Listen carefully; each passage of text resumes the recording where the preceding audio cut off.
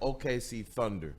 And I know I believe Anton was one of those guys who believed that he could see the Pacers, getting that first game win because he thought OKC would ultimately be rusty but come away with the series win. I largely, just as we talk about the finals, still feel that way. OKC is the better team. OKC is equipped to win this thing. And I do believe they have the best player in the series in Shai Gilgeous-Alexander.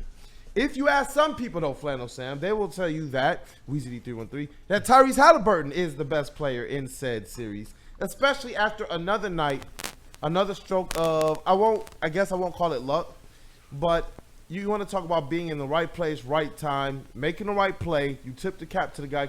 He is a good player, but I feel like this is going to push him into a stratosphere for some of the hate Cade, love Tyrese slappies. It's happening. A whole nother universe. And I'll tell you what.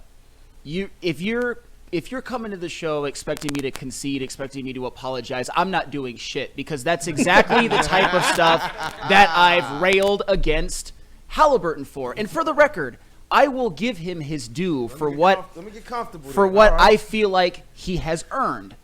Great shot.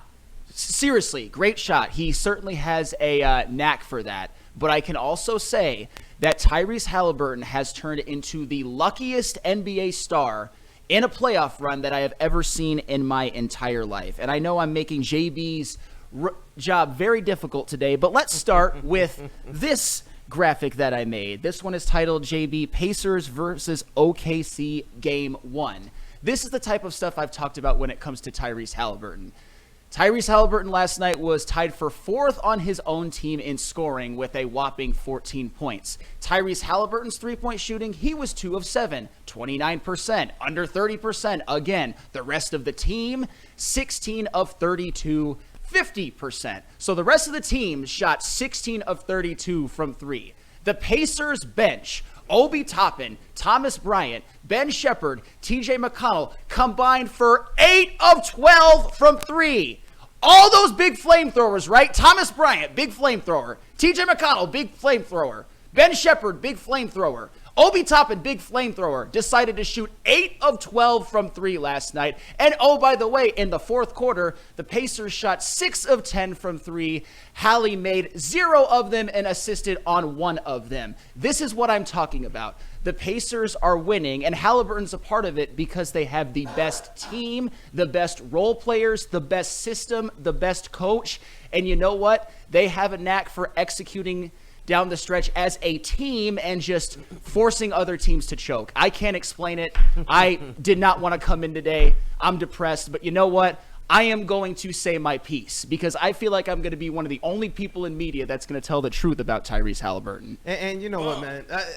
He's not a bum. He's not a bum, Willie. I appreciate it. He's not a bum. It's just he's not having a legendary playoff run. He's not asked to do what Cade or Brunson or SGA or Ant-Man or on and on and on and on do. But it doesn't matter how many times you bring that stuff up. All people are going to remember is these moments, which is critical for the narrative.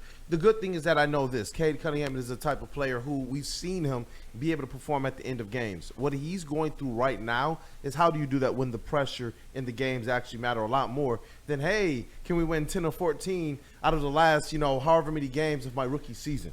So with Tyrese Haliburton, we saw who he was when the usage was on him before they went and got him a Siakam. And this was a team that you just believed was going to be forever mid.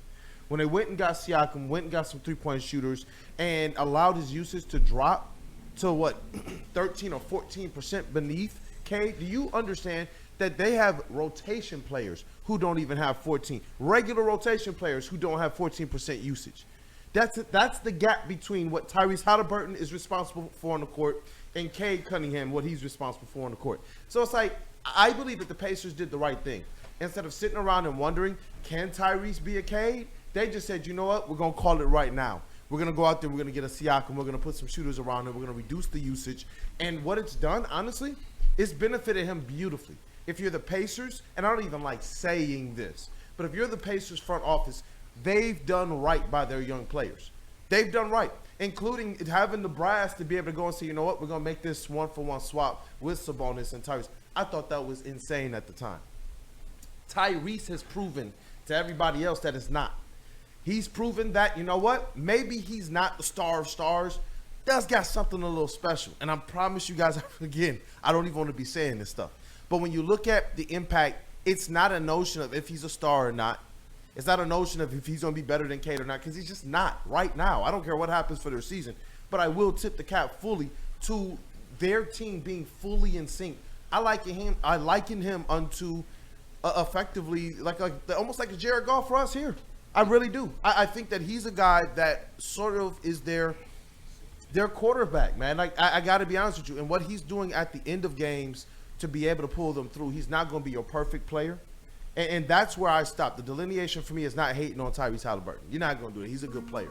And you see exactly what he's doing right now in the clutch and what he's doing to take care of the ball. But as it relates to who he is compared to Cade, that's where Detroit fans miss me 100%. There is differences here that it seems like nobody really wants to take serious. And a large part of that has to do with the responsibility that Cade handles.